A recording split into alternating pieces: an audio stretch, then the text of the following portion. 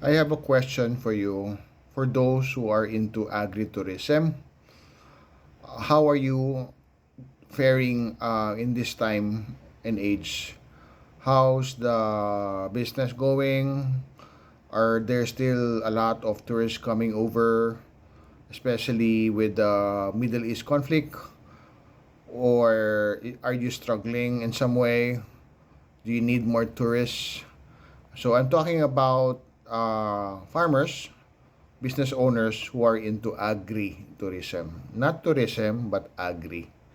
So the reason why I'm asking you this is because tourism in a global scale has been suffering because of not just Middle East conflict, but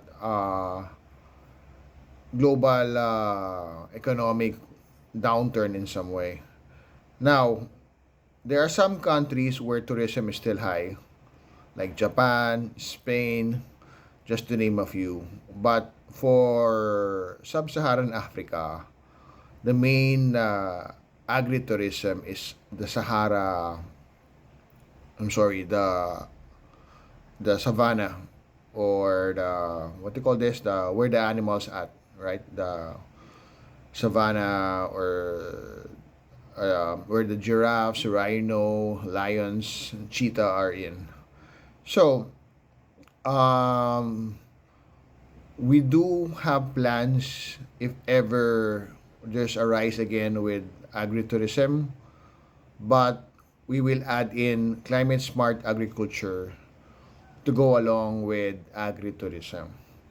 Because in other countries, like for example in Malaysia, in some way their agritourism is still intact and flourishing because, for example, they have this durian agritourism where their main guests are from China, and China loves durian, and they cannot grow durian in their country because it's too cold.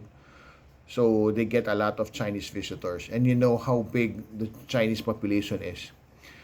So I want to apply that too for farmers and business owners in Africa, in sub-Saharan Africa, and see what we could do with agritourism to go along with your fruit-bearing trees, your livestock.